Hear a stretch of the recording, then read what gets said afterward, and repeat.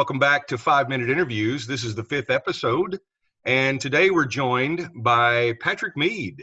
And Patrick, welcome to 5-Minute Interviews. I'm very happy to be here. Thank you, Chris. Well, we've got one question. You're the one guest, and we've got a new question right now.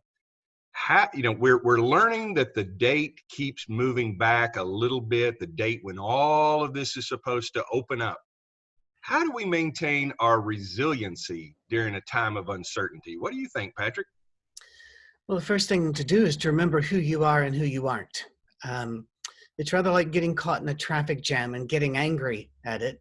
Yeah. Well, you are traffic. You're part of the jam that you're arguing against. You're not in charge of cars. You're not in charge of people's schedules. Therefore, this is not helpful. And so I'll see people online in particular. We always said never read the comment section, and Twitter is the comment section. Yes. It's a dumpster fire. And people will self-righteously virtue signal and say, well, I'm for this, or no, you're opposed to that, or you're, and I'm thinking, what do these people think they're going to change? We're people. We're not in charge of any of this. We do what we can do. I always remember what Jesus said about the woman who anointed his feet. She did what she could. So can I change the timing? In no way. I have no influence over any governmental official or any of the policymakers. What I can do is I can love my wife, make sure she's taken care of. I can make calls to our members. I can do Zoom meetings. I'll be on Marco Polo with the kids. I can do that. So I'll do that. I'm not going to worry about, well, when will this end? Because I don't have an input on that. When it ends, my job is to be a Christian then too. But isn't that the same as it was before this pandemic? Well, there you go. Aha! Yeah, we live among drama llamas. I call them drama llamas and time toilets, because if you make eye contact there, you've just flushed an hour of your day. Oh, yeah. And people love to live in fear. They're motivated by fear. That's why newscasters have to keep everything a crisis. That's why politicians have to keep everything a crisis. And I don't have the fear gene, for one, but I also told my kids, and we raised them saying, fear is not an option and love is not optional. Our job is to love. Fear does not help us do that.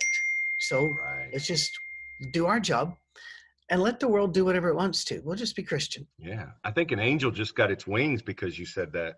Well, it must have. I'm not able to silence all of the incoming. And as you know, Chris, people think, well, what are the ministers doing all day? They only work Sunday to begin with. Yeah. Hundreds of incoming, especially now, because people are lonely and isolated and they need that wee touch. And so they need to watch 5-Minute Interviews. I would think so. That'd be on the top 5 of the things I would say to do. Yeah. We guarantee you that if you watch 5-Minute Interviews, the worst that can happen is you flush 5 minutes of your time down the toilet. Yeah. And they will be relatively fear-free. Tell me, what are some of the things that you do to, even though we say this and this is all true, we feel things, but those aren't facts. So what do you do to manage your feelings? Well, I'm a data hound. During this quarantine, I spend about 2 hours a day crunching numbers with my friends who are virologists, epidemiologists, and such, because that's something I can do. I like it. And again, you do what you can do. So I'll look down my list of friends and I'll say, I've not heard from them for a while. I'll send a text. I'll go on Marco Polo. I'll find a way to be in touch. We've lost some good people that we've not been able to mourn or bury because we can't gather. Right. Well, we can be sad. That's all right. But we will be able to meet again. The people, by the way, that I think do not get the attention they need during this is the parents of children with special needs. Those kids have no one to play with, and the parents have no one to lift the burden. Also, the kids who played sports and were going to graduate and go to the prom. These are the ones, us 60 and 50-year-olds should really shut our pie holes. This is not, we may be losing jobs and some income, and that's hard. I have a 79-year-old that got in touch with me a few days ago that said, it looks like their pension's gone. Well, it's going to come back, but it may not be in time. Right.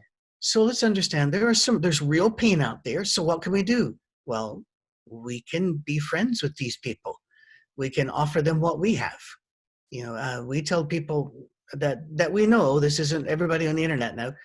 You know, if we've got a room in a house, you've got a room in a house. If we've got a loaf of bread, you've got a loaf of bread. Right. You know, we can do that. We can be Acts 2 people. So, Yes. mhm. Yeah. Well, it sounds like the opportunities to be the people of Jesus is the same or similar in a pandemic than it is at any time. Exactly. It is Yeah. who you are doesn't matter, rather doesn't change. Just real quick, because I'm not even looking at the clock. When my little girl was beginning to look at colleges, she would say, well, which university should I go to? My response was always, it doesn't matter. As long as you're a free woman in Christ, Jesus just wants you to belong to Jesus. And she'd ask me, what should I major in? And I'd say, it doesn't matter. You're a free woman in Christ. Just be a Christian. And I was a bit of a hypocrite there, frankly, because if she'd chosen French medieval poetry, I would have said, let's just go in the backyard and burn the money. It's Yeah. quicker and Yeah. less travel involved. But the whole thing that I've raised my children to be is no matter, it doesn't really matter what you do and where you are. It's who you are while Yes. you're doing it and where you are. And while everything else in the world changes, you are the only person who gets to decide who you are and what you're going to do. This is good. Patrick, this is time well spent. It's a little more than 5 minutes, but we believe in grace. We're not legalists at 5-minute interviews. And for all of you who are in the comment section telling me it's over 5 minutes, well, go and learn that he desires mercy, not sacrifice. And where else are you going to go, frankly? Come on. That's right. That's right. Well, thank you, Patrick, for being a part of 5-minute interviews. Right, cheers, Chris.